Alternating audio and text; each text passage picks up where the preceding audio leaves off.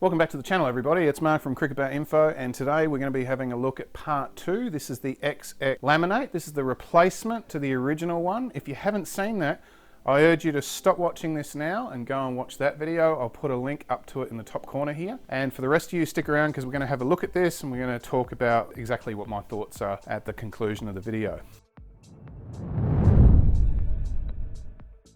Once again, thank you very much to Rotho from the Discord server for sending this through. You can see here a slight change from the last bag. This has got gold, and that's because he has been given the opportunity to pick different stickers and obviously make some modifications to the original bat that was sent out. So these are the VS stickers again, but this time they're in the gold. This is the power band stickers that were missing from the first bat.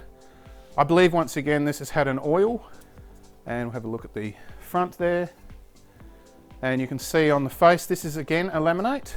We've got 1, 2, 3, 4, 5, 6, 7, 8, 9 grains, a little bit of speck down the bottom there. The biggest difference I can see immediately is that the spine on this one is nowhere near as high as the other one, and that's because the owner this time has chosen to go for a much fuller shape, and you can see that there. We were looking, I think, about 3 or 4 mil of concaving on the first bat, and it's probably 1 to 2 mil maximum throughout that profile now. So it's really flattened it up and brought that spine down to give it much more mass through the hitting zone.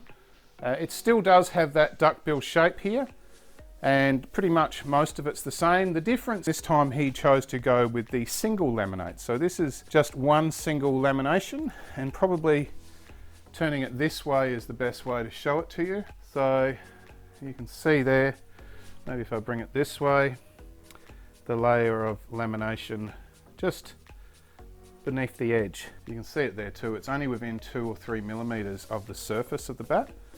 And then obviously that you've got the pressing that comes through on it. And it's because it's so close to the surface that you're getting the maximum performance out of that whole bat, having a hard layer of glue directly underneath the front face. The other thing that I do notice with this bat is that the quality of the willow on the back is not actually that bad. You know, you've got two little pin knots here, or double, a little bit of speck again. But I mean, this could have been a decent bat in its own right without the lamination. I don't think there's a big difference in specs with this one, but we'll quickly just go through it. So starting here, make sure that's zeroed.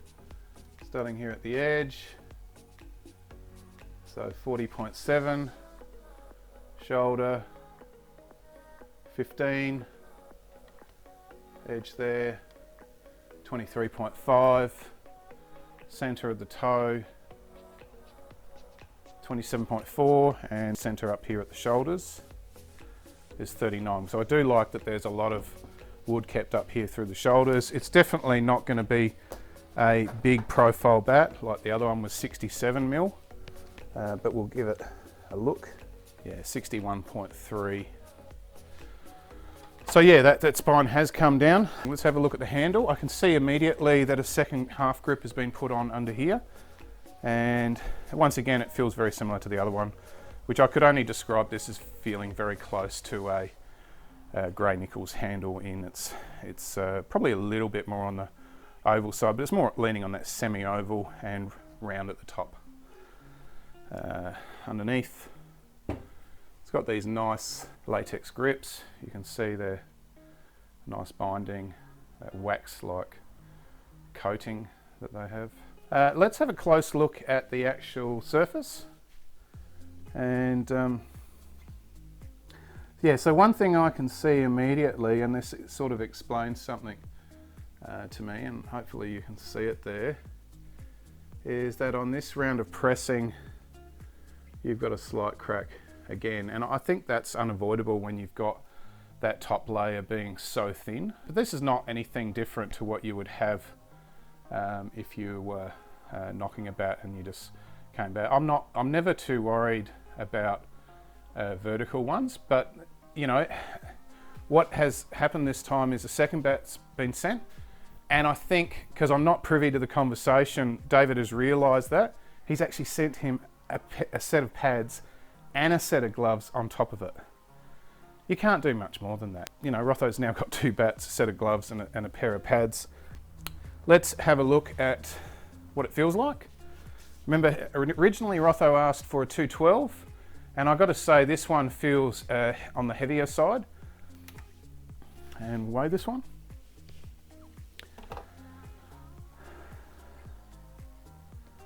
And we'll put in the right units. Oh, it's 2.9.5. These latex grips here are very much a light grip. They're only about 1 ounce. So all that weight being down at the thing will actually make that bat feel a lot heavier in the pickup. Let me see if it just feels like 2.9.5. I personally think it's a slightly heavier pickup than 2.9.5. And that suits the batsman because he was after a 212. There's no bow there, and obviously if I do put it through the gauge, it isn't going to reach the top, but I will do that for you. So for the sake of consistency, you can see there how much wood is missing on this one. We'll give it a tap up, start at the toe.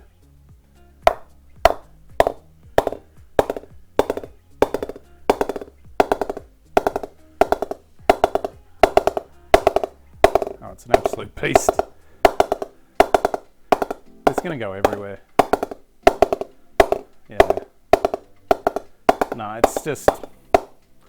it's a beast. I did get contacted, and it was a general feeling about, you know, how did I feel about this in relation to traditions? These bats are banned under the laws of cricket in competitive cricket. You cannot have a laminated bat.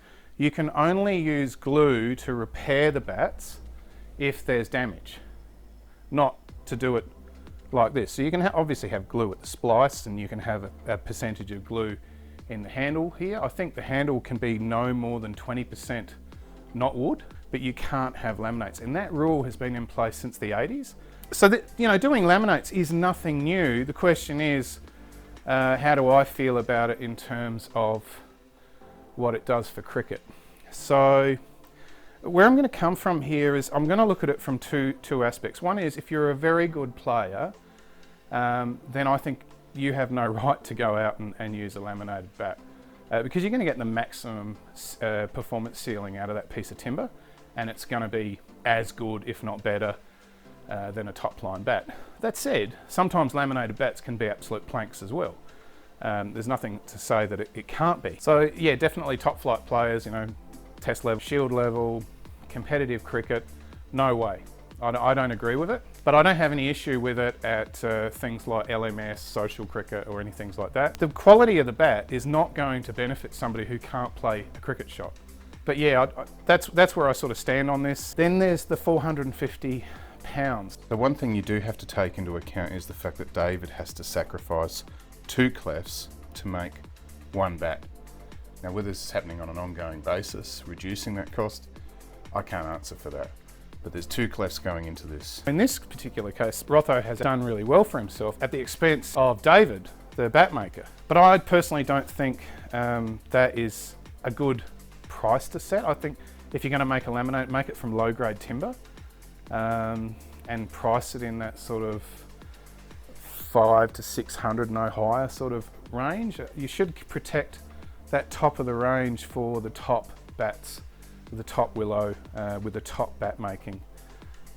So that's sort of where I'm coming from. I'm not really angling on anything specifically. I like the bats. I actually think they perform really well. This is probably a better bat than the first one, so well done to David for making it. But yeah, I probably would say to bat makers, you know, if you're going to do it, maybe do it for a bit of fun, just to see what it's like, to experiment and to apply the craft of bat making and improving your skills that way. But would probably say that you've seen now an example of what happens when it all goes wrong. And as I said in the first one, well done to David from XX Cricket. He's taken this upon himself. His reputation is really important to him, and he has fixed this as far as I'm concerned. And I hope you guys all realise. So if you've enjoyed the video, please do me a favour and hit the like button. It helps the algorithm to get the videos noticed. And if you enjoy seeing all these different bats and hearing my opinion on different things, I go through in a fair bit of depth, then consider subscribing to the channel. We're at 8,500 subscribers. Thank you very much once again to Rotho, and I thank you for watching the video. We'll see you next time.